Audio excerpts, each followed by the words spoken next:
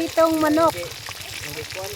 Hi guys! Welcome sa aking vlog. Ito pala yung ganap kahapon guys ng hapon. Bali pumunta ako kila Maribec dahil nalaman ko nga ni Joy Joy na magbiko daw sila. At dahil naghahanap nga tayo ng content kaya dumaan ako sa kanila. Bali pala nagluto sila ng pansit para pala sa birthday ng papa ni Joy Joy na si Benji.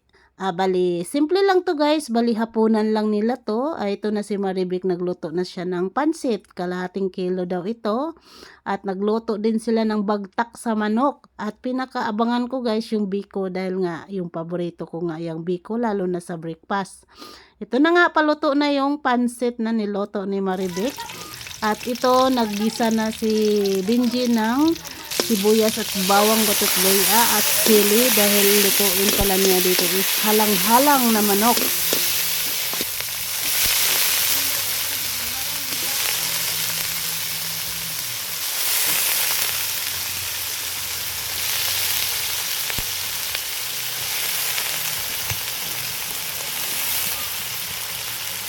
Lang. Itong manok guys is native pala ito at nilagyan na nga ng sabaw ni Benji para po lumambot siya. Ganito pala pagluto ng halang-halang, may sili talaga. Kaya po tinawag na halang-halang. At ito si Maribec, nagpiga na siya ng niyog. Dahil mag-umpisa na siyang maglatik ng para sa biko. Bali, nasaing na yung bigas na malagkit at itong biko na, itong sauce na lang niya ang hinihintay. Habang naghihintay ako nito na lalapot siya, iniisip ko muna na uwi ako sa bahay dahil si mother pakainin ko muna ng hapunan. Kaya sabi ko ni Maribec na babalik na lang ako.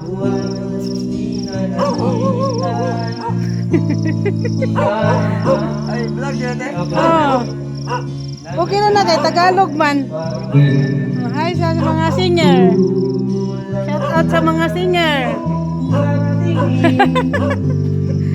Wow, luto ng biko guys, oh. Matika sa dyan. Paghiwa pa ko anang kuan.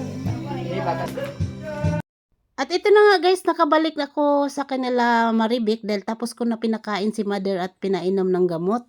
At ito naman si Joy Joy, busy na dito sa pag-slice sa gulay para igisa. Ito na pala yung bagtak sa manok na inadobo ni Maribec. Masarap kasi din to guys iulam. No, ito hindi ko. At ito na pala, niluto na ni Maribec yung in-slice ni Joy Joy kanina na sitaw at ihalo na manok. Gimikos-mikos na ni Maribec para sumarap.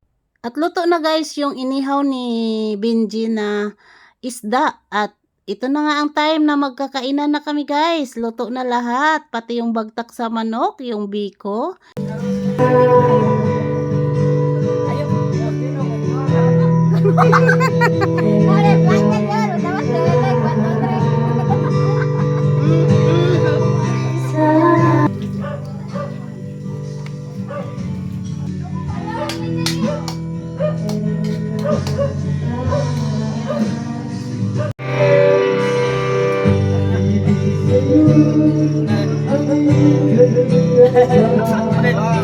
Wala, reels na. Wala, sakman mo. Sakman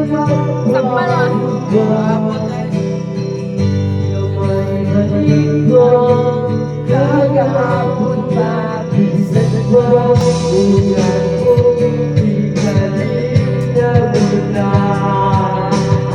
At ito na nga guys, nakita ko na yung biko, natakam na ako nito at si Maribec, ilagay na niya sa plato para kakain na nga daw kami ng hapunan.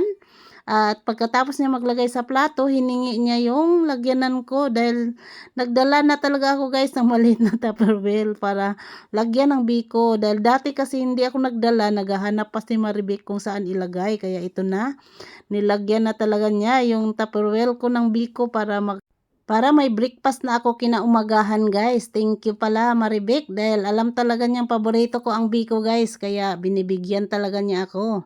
At ito na, magkakainan na kami. Ito pala yung halang-halang. Bago kami nagkainan, pictured muna silang pamilya, remembrance. At nagdasal na pala guys para pagkatapos magdasal ni Maribik kakain na po kaming lahat. At pangtang talang sa kapastig sa lawas, dagan pang abot katuigan. Pinagtanan aming pangayo pinagin sa Kristo, aming bugtong anak ng Ginoo aming sa ngalan sa Diyos Santo. Doon ni.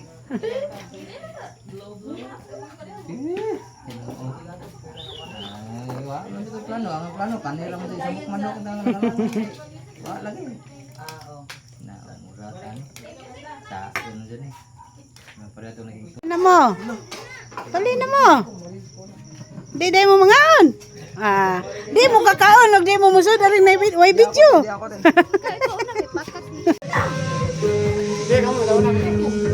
Dali na mo, oy! Amoy, manawag ko na ulit. Pagpaki. Kain na na.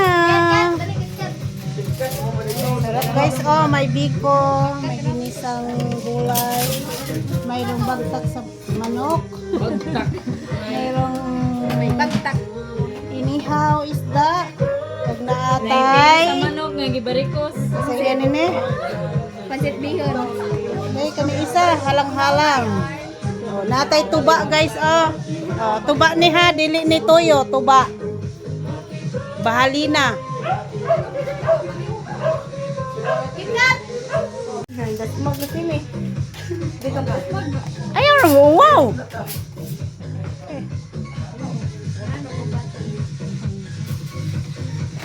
Hi guys. Punta panihapon.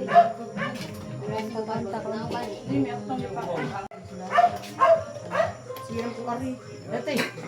Manakaw. Siguro ko kari.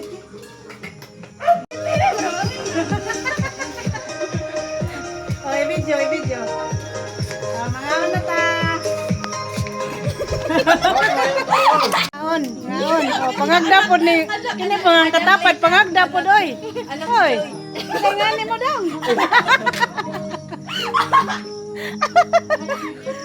Ngaon ta. Pasa kalibutan. Ay!